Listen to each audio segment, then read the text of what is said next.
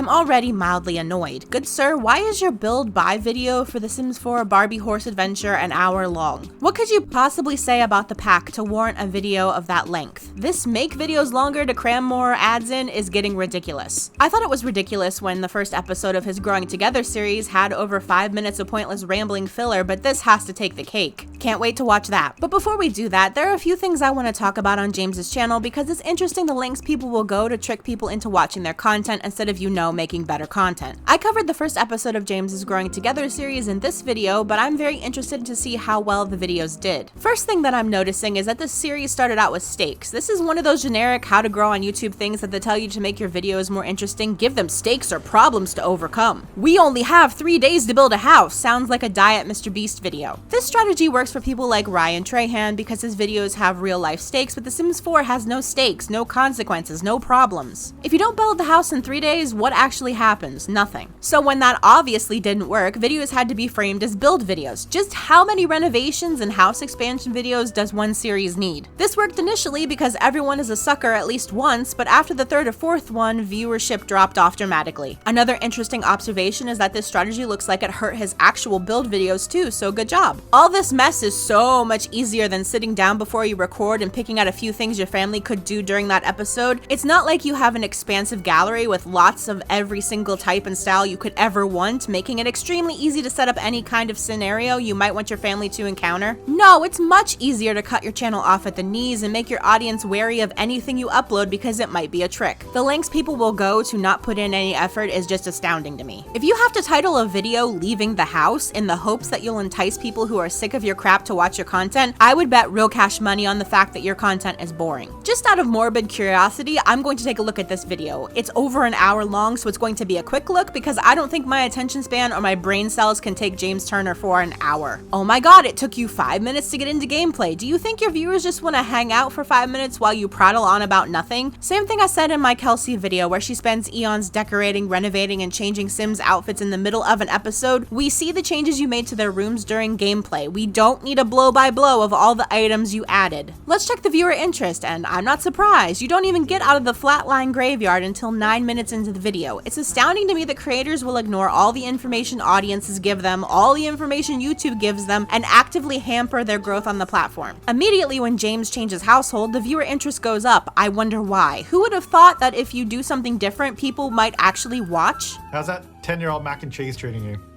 Tangy. Yummy. Nope, I draw the line at watching a grown man doing silly voices for his Sims. I'm out. Thoughts about this video? Same problem, different video, but somehow worse. This video could have easily been 30 minutes shorter considering how much filler is in it. Yes, he's under no obligation to change anything, but people are getting tired of his content. I can see it whenever James starts a series and loses 100,000 viewers between episode 1 and episode 2. If I was getting dead viewership graphs like this, I'd want to change something, but when you make money no matter how good your content is, why change anything at all? Continue having absolutely disjointed gameplay, keep being increasingly more obnoxious, and waste even more of your audience's time. It's not like this is your job and the money you receive is directly in proportion to how happy your audience is with your content. Let's move on to this behemoth of a build buy video. It's at moments like this I miss LGR's succinct videos. He shows everything in the pack quickly and doesn't need an hour to review a pack. Okay, I understand why this video is an hour long. If you spend 7 minutes talking about wallpaper and flooring, yeah, it's gonna take you a very long time to get through everything.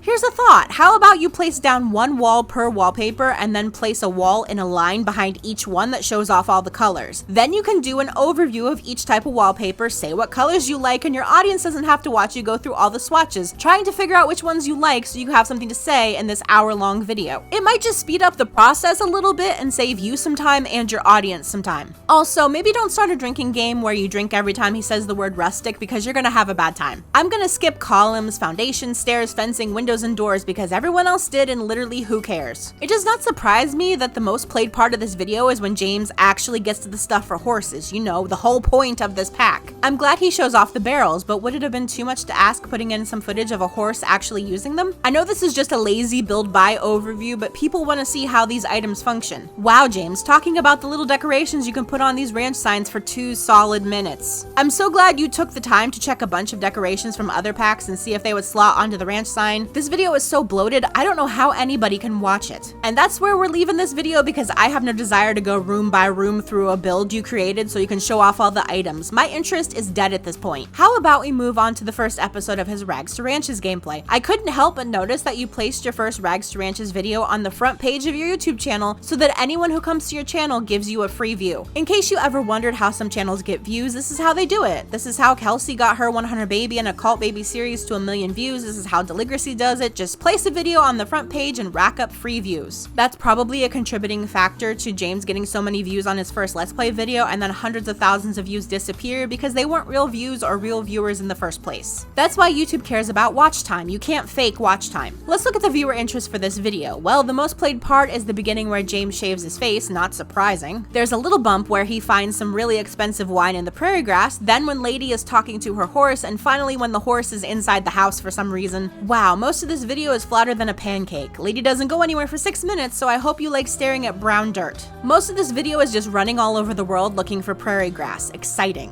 Couldn't the odd jobs, the harvesting, and building be done off screen? What does it add to the video to see Lady disappear for hours to do a job or watch her harvest another patch of grass? I find it really weird that there's no bump in viewership when the horse finally arrives. It's almost like most people had already left the video by the time the horse came. Surely episode 2 has to be better, right? Oh, I do declare this is a good Russian. Oh, fantastic. More silly voices, this time for the horse. I will give James credit, he finally gets around to riding the horse in episode 2. Don't know why it wasn't done in episode 1, but we got there eventually after 40 minutes of edited gameplay. I like how James essentially shot himself in the foot with a horse that literally hates him. I also like how James decided to make it even harder on himself with no electricity, no food unless he has the produce, and no money to buy anything either. I enjoy watching someone deal with their bad decisions. Speaking of bad decisions, why did you start shaking all over simulating a bumpy horse ride? Why did you change your camera to look like you're riding on a horse? What was the point of any of that? It added nothing to the video except more filler and made me wonder what was wrong with you when you started shaking all over. If you put half the effort you just put in for some silly gag into your actual gameplay, you might have content worth watching. I talked about this in the video about Deligracy. She would do these elaborate openings and thumbnails and then have the most dry, boring content. Does Deligracy do silly voices too? Because if she does, they are literally turning into each other. Episode 2 is really more of the same, way too long, full of filler and repetitive content. If someone could tally up the amount of times James said yeehaw in episode 1 through 3, I genuinely would like to know. We did get to see competitions finally, but staring at the barn with nothing going on is not exactly a fun time. I also found it really interesting to see all the glitches. Makes me glad I don't give EA money anymore. Episode 3, do I really want to watch more of this? No. I'm sincerely hoping this episode isn't more of the same because I'm not really interested in watching empty air as James does odd jobs or Lady harvesting even more prairie grass. I like seeing the little sheep, but unfortunately it doesn't seem like it does much. Shear it and let it wander around. Riveting. I also can't help but notice all the glitches that keep compounding. James having issues with the keepsake box made me laugh because you would think with all the problems from the chest from the Sims 3 World Adventures, they wouldn't put something like that in this game, but guess what? They did it twice and it's just as glitchy as it was in the Sims 3. Can't wait to see those boxes corrupt everyone's save files. Congratulations Sims team on perpetuating glitches across multiple games. I don't know how you do it, but you keep making the same coding issues game after game. Almost like these two games share some code and no one bothered to clean it up first. It was nice to see nectar making, but it feels like a lot of work for nothing. It is more streamlined than the Sims 3 version, but you could make whatever nectar you wanted from the get-go. Have life fruit and pomegranate, you can make the most expensive nectar in the game, no level required. I think the levels just add more needless padding to the game. Sure, it's fun working towards something, but it was way more fun going to Paris and finding the special grapes than it is cranking out a bunch of nectar to make a progress bar go up. I also don't know why time was dedicated to going back to the family graveyard and strengthening the bonds with the ghosts. That really should have been done off screen. Out of genuine curiosity, I want to go watch James's most popular Rags to Riches episode. Fun fact, way back when, I used to watch James and enjoy his content. I think his original Dine Out series was the last time I watched him. I remember there being way more substance and fun things in these series, so let's dive in to get famous. Random side note, what happened to fun things like the prison challenge and his weird builds? James' whole personality seems to be Rags to Riches now, which is a shame. So right away there's gameplay. The explanation is super quick and we're off to a great start with a new season of Rags to Riches in 2 minutes. He hyper focuses on the lot and Lady's new digs a little too much, but we're beating the current Rags to Riches by several minutes of filler. Unfortunately, after a promising start and lots of interesting things going on, the video falls apart quickly with James having Lady scream at every single celebrity they meet. It begs the question about the definition of insanity and how many times you have to do something before you figure out it isn't going to work. I didn't count how many times Lady screamed at a celebrity, but it must be near 10. That's basically where I checked out because I didn't want to sit through all that nonsense. It reminds me of when a little kid gets a new new toy and it makes a super annoying noise and it just keeps making that noise over and over and over until the parents eventually remove the batteries because they're so tired of hearing it. Seeing in depth of how celebrity gigs work was probably interesting for the time, and it is nice to see someone actually complete their gig instead of failing because they forgot to do the prerequisites or because the gigs were broken for literal years. Again, the whole middle section of this video didn't need to exist, and the gig could have had a much more prominent spot in the video. I think people came for Get Famous and the fun gig stuff, not the screaming like an idiot at every single celebrity and singing constantly for easy fame. That was a huge portion of the video and where I would have ultimately checked out if I was watching this for fun. It is interesting to see the viewer interest flat as well, which probably means people came, got bored, and left. I know someone is going to ask the question, well, it got 1.5 million views, it must be a good video. Being early to a trend doesn't make a good video. Plopping a new video on your channel page to get easy views doesn't make a good video. The fact that this video probably gets 0 new viewers means that YouTube knows it's not a good video and not worth pushing to new viewers. Now someone is going to say, it's such an old video, of course YouTube doesn't promote it. Well, I highly doubt you've never seen a 5, 6, or 10-year-old video in your recommended. This video will never get a second wind. It will never pop off again because it's objectively not a good video. Its watch time is low and no one really cares about it anymore, including YouTube. I may have mentioned this in the Deligracy video, but there are 2 ways to do YouTube: the frantic, never-ending hamster wheel approach currently encapsulated by Lilsimsie, or the smart, evergreen approach by Call Me Kevin. Kevin's videos will forever be interesting to people because he is known for having fun, unique videos. His old videos are constantly pushed to new viewers because they have everything YouTube is looking for. People have already forgotten about James's Growing Together series, and that was just a couple months ago. If you want to run on the frantic hamster wheel producing endless throwaway content, then do that, but don't whine when you burn yourself out in your audience with low effort garbage. I was going to continue on with this series and look at every big simmer, but I feel like I'm really wasting my time here. So let me save you and I some time. Here are the issues that all the big simmers have in common: boring, repetitive content, wasting their audience's time with pointless filler, and cringy overacting to their gameplay. If you can find someone not doing that, give them your time and maybe a comment and a like, because that's a diamond in a river of sewage.